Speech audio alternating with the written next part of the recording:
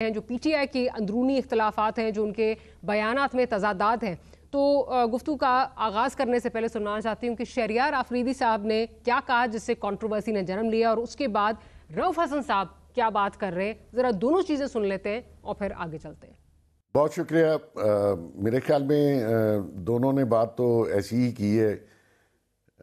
Naturally वो चाहते हैं जहाँ पावर है या जिनसे उनका मेन टकराव है, क्योंकि खान साहब जब आए तो नेचुरली वो उन्हीं की सोर्स था, उन्हीं की साथ बहुत एंगेजमेंट थी और वो पावर में आ गए। फिर आपने सुना होगा हम एक पेज पे हैं, और फिर जिस तरीके से डीजीआई फैज़ हमीद साहब से वो पूरा मुल्क चलवा रहे थे, इवन छोटी से छोटी पोस्टिंग ट्रांसफ़र भी फैज़ हमीद साहब भी करवा रहे थे। तो आज भी वो समझते हैं कि पावर जो हाँ है, और वो गलत नहीं समझते, वो एक ही जगह पे है। तो वहीं से मामला हल भी होने, और वहीं से इन्होंने उनको तकलीफ़ पहुंचाई जिस तरीके से 9 मई किया या बयानात दिए। तो नेचुरली दो चीज़ें हैं मुज़ाकरात ना होने की। एक तो इस वक्त लिस्टमेंट को मुज़ाकरात की ज़रूरत नहीं है, खान साहब के साथ बैठें या पीटीआई के साथ बैठें। दूसरा ये है कि जो ट्रस्ट फैक्टर है खान साहब का, वो बहुत डैमेज हुआ।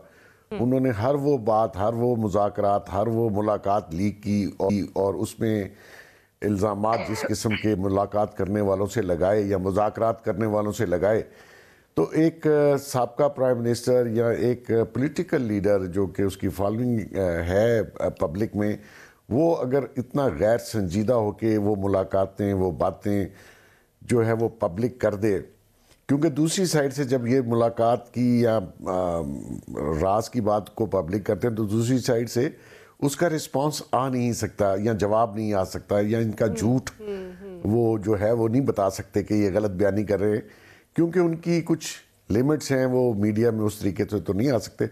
अच्छा, वो फैक्टर भी है कि मुज़ाकरात की टेबल पे इनके साथ ना बैठा जाए। तो मेरे ख्याल में आने वाले दिनों में शायद कोई हो, अभी तो इस वक्त तो कोई मुज़ाकरात नहीं है ना। मेरे ख्याल में इस्टेब्लिशमेंट को इनके मुज़ाकरात की ज़रूरत है। वो गवर्नमेंट बन चुकी हुई है, आज माशाल्लाह डिप्टी प्राइम मिनिस्टर साहब भी बन गए हैं, काम चल पड़ा है, दौरे जारी हैं, और आपको पता है सुहाने ख्वाब तो दिखाते ही हैं हम लोग। तो मेरे ख्याल में इस वक्त कोई ज़रूरत नहीं है। और ये कहते रहे हमने इस्टेब्लिशमेंट, तो फिर जमहूरियत का है कि जी फ़लाँ पार्टी से मिलना है, फ़लाँ से नहीं मिलना। तो पार्लियामेंट में भी ये उस तरीके से मतलब फाल किरदार अदा नहीं कर रहे, सिर्फ नेगेटिविटी है। अदरवाइज ये पार्लियामेंट का हिस्सा बन चुके हुए हैं, अभी कमेटियाँ भी मांग रहे हैं, पब्लिक अकाउंट्स कमेटी भी मांग रहे हैं, अपोजिशन लीडर भी बन गए हैं। तो इस प्रोसेस को रहें, जब मुज़ाकरात का टाइम आएगा तो थ्रू पॉलिटिकल पार्टीज ही आपका होगा, या एस्टेब्लिशमेंट से अगर आप दरे पर्दा को मुज़ाकरात कर लें, लेकिन इस वक्त होंगे नहीं। ठीक, आप कह रहे हैं कि टाइमिंग अगर जो आपको लगता है वो कंड्यूसिव नहीं है या वो फेवरेबल नहीं है पीटीआई के लिए, और दूसरी साइड को इस वक्त मुज़ाकरात दरकार नहीं है।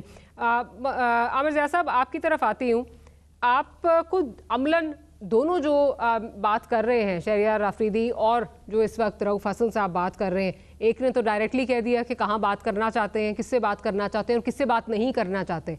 दूसरे ने जो है वो ये कहा नहीं जी सियासी पार्टी से तो हम बात करेंगे, लेकिन ये तीन पार्टीज, ऑफ कोर्स वो तीन पार्टीज जो हैं वो इस वक्त हुकूमत है, तो हुकूमत से बात नहीं करेंगे, और फिर आप तलाश करेंगे डेडलॉक का हल, या आप चाहेंगे मसाइल का हल हो जाए, उनका इदराक कुछ हो जाए। क्या दोनों में कोई ज्यादा तफरीक है, ज्यादा डिफरेंस है कोई? में एक ही लाइन और लेंथ पे बात कर रहे हैं, इसमें मुझे कोई फर्क नजर नहीं आता। यहाँ तक मैं बिल्कुल ये जो मोहसिन बेग साहब फरमा रहे हैं कि वाकई इस वक्त जो है आपको मुस्तकबिल करीब में किसी भी किस्म के इस्टेब्लिशमेंट और पीटीआई के दरमियान मुज़ाकरात होते हुए नजर नहीं आते। लेकिन हमें यह भी समझना चाहिए कि अगर पीटीआई जो है वो नून लीग और पीपल्स पार्टी के साथ बैठ जाती है तो अपनी सियासत की नफी कर रही होगी, क्योंकि उनकी सियासत की जो भी इमारत तामीर की गई है वो इन दो जमातों की नफी पे तामीर की गई है, पहली बात।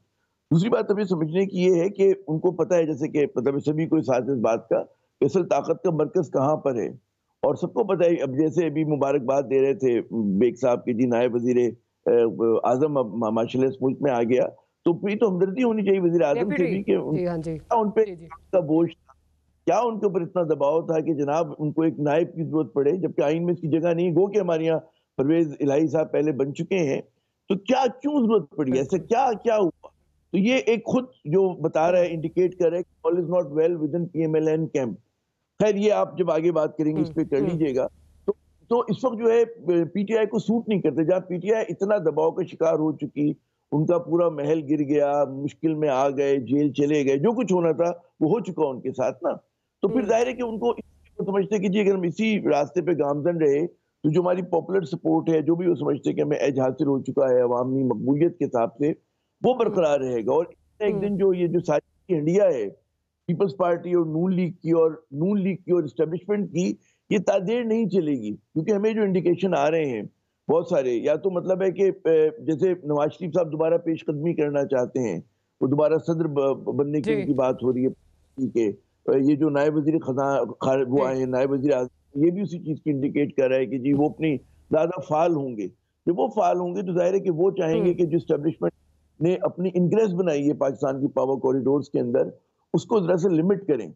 और ये हमेशा से नवाज शरीफ साहब की सियासत का अंदाज रहा है कि वो चाहते हैं कि इख्तियार जो है वो उनके पास आना चाहिए और वो खुद फैसले कर रहे हों। और पाकिस्तान जैसी रियासत में ये चीज मुमकिन नहीं है। और जाहिर है कि जिस चीज की वो तमन्ना और ख्वाहिश कर रहे हैं, वो क्या अगर एस्टेब्लिशमेंट मान लेती है तो एक बिल्कुल नया तब्दील शुदा पाकिस्तान होगा। और उसमें फिर आप देखेंगे कि यकलख्त आप देखेंगे कि भारत के साथ तिजारत शुरू हो जाएगी, इंशाल्लाह भारतीय फिल्में भी आने लगेंगी। फिर आप देखिएगा कश्मीर का मसला पहले ही हम लोगों ने दफन कर दिया है, मोदी ने जो करना चाहा था कर दिया है, वो मजीद पस से पूछ चला जाएगा। तो एक बदला हुआ तब्दील शुदा पाकिस्तान होगा। फिर भारतीय ट्रक गुजरा करेंगे, हम चुंगी नाका लिया करेंगे, तारीफ हो जाएंगे कि जी क्या जबरदस्त हमने पाकिस्तान का ख्वाब देखा था। तो चीजें जो है उस सिमत में, अगर अगर जो लोग कुछ चाहते हैं कि इस सिमत में जाएं, अगर उसको ना रोका गया तो उसी सिमत में जाएंगे। आप देख लीजिएगा ये बात में। और कल को हो सकता है कि यहाँ पर बात हो रही हो कि जी आपने खुदा ना खास्ता कि कश्मीर की क्यों बात कर रहे हैं। और मतलब ये नौबत आ सकती है कि देखिए ना, नायब वजीर आजम ने तो इंडिकेशन दे दिया था, उन्होंने तो कहा है कि जी हम भारत से तिजारत करेंगे। और भारत की टर्म्स पर फिर हो रही होगी ना। वो भारत की टर्म ये है ना कि भाई उन्होंने कहा जी हमने कश्मीर हासिल कर लिया और अब आप इस पे बात नहीं करें, अब आप अपने आजाद गिलगित बल्तिस्तान का बताएं। तो जो भारत ने नई रेड लाइन खींची है, हम वहां से बात शुरू करेंगे। अगर हम तिजारत करेंगे शर्त शराइत पे करेंगे। हम ये करेंगे जब हमारी तिजारत हुआ भी करती थी तब भी नॉन टैरिफ बैरियर हुआ करता था, जो भारत पाकिस्तानी जो हमारी एक्सपोर्ट्स होती थी नहीं आने दिया करता था, ये कर्टेल किया करता था। तो वही चीजें दोबारा हो रही होंगी। तो और आप देखिएगा कुछ अरसे में हो सकता है कोई मीडिया ग्रुप आ जाए, कोई और अमन की फाख्ता उड़ाने के लिए, आशा उड़ाने के लिए। तो बहुत सारी चीजें मैं देख रहा हूँ कि यहाँ पर वो इंडिकेशंस हैं हमारे पास, उसकी पल्स की हमें भी कुछ सुनगुन मिल रही चीजों की ना। तो मैं समझता हूँ कि पाकिस्तान का जो एक मरकज हुआ करता था, हम लोग जो एक कहा करते थे जी हमारी खारजा पॉलिसी यूं है और पाकिस्तान का कोर नेशनल इंटरेस्ट ये है, ये तो लड़ाई होती रहेगी कौन इक़्तिदार में है कौन नहीं है, इसकी मुझे हमें परवाह नहीं होनी चाहिए।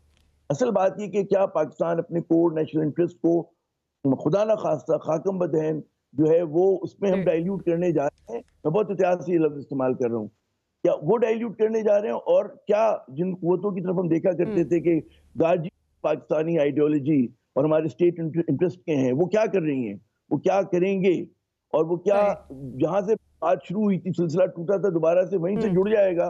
और वो वैसा पाकिस्तान होगा कि जिसकी एक जमाने में मज़ाहमत की गई थी कि यार हम ऐसा नहीं करेंगे। हम कहेंगे कि जी अगर हमारा वजीर आजम जाएगा भारत के दौरे पे तो यकीनन वो जो हुर्रियत के लोग हैं उनसे मिला करेगा, ये नहीं करेगा कि मैं नहीं मिलूंगा उन लोगों से। ठीक है ना, मोदी को खुश करने के लिए। तो ये चीजें देखने की हैं और मैं बड़ी सूरत हाल है पाकिस्तान के लिए और हमें फिक्रमंद होना चाहिए बहुत ज्यादा।